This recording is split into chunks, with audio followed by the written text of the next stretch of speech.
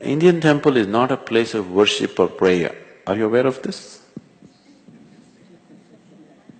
It is not a place of worship or prayer. Today, because you don't know what else to do, you're going and doing things that everybody else is doing everywhere. Nobody ever leads a prayer in the Indian temple. There's a whole science of building a temple. This is called as Agama Shastra. If the shape and size of the idol, the mudras that the idol will hold, the mantras that you use to consecrate this, the size and shape of the sanctum sanctorium, the outer parikrama, all these things, there are five basic ingredients. If these five things are properly matched, it will become a very powerful field of energy. So the tradition tells you, every day in the morning before you go to work or anywhere else, first thing is you have a shower, go sit in the temple for some time and then go out into the world. It is like a public battery charging place. Once you go into the world, the nature of the world, the physical, material world is such, once you go into the world, every transaction in the world is like this. My profit is your loss is my profit. If you are not in a certain way, there is a possibility of friction in every single transaction in your life. Do you see this? Because every transaction is a friction if you are not in a certain way within yourself.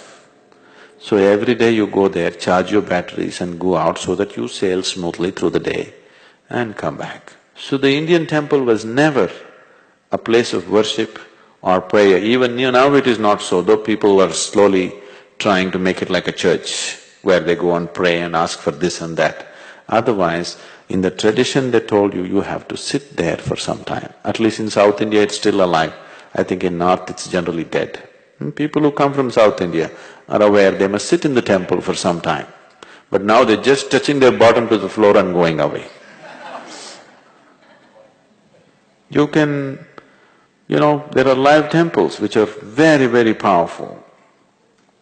They've given you something about the Dhyanalinga temple. In this temple there are no rituals, there's no worship, there's no prayer, there's no offerings. It's in total silence, always. You come and sit there.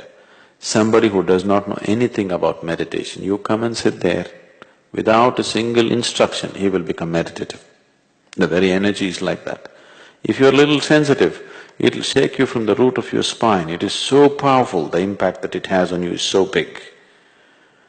All the temples were built like that, but for different purposes, some for well-being, some for physical well-being, mental well-being, material well-being. Like this, they built various types of temple. There's a whole science behind it. Unfortunately, not knowing how to maintain it, we have killed lots of temples. We've killed them. And today you're building temples just like shopping complexes, probably for the same purpose, or it's like a social place. Temple has become more like a club. It's okay in United States, you want to meet your own community in a certain atmosphere, so you create a certain thing.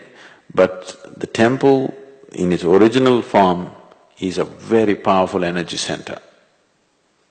It is like a big induction for people to get inducted into a completely different dimension of life. Oh, that should not go. That should be there in the world, it's very, very important. But the science of it has been generally lost. It is just being done ritualistically, not knowing the intricacies of what it involves.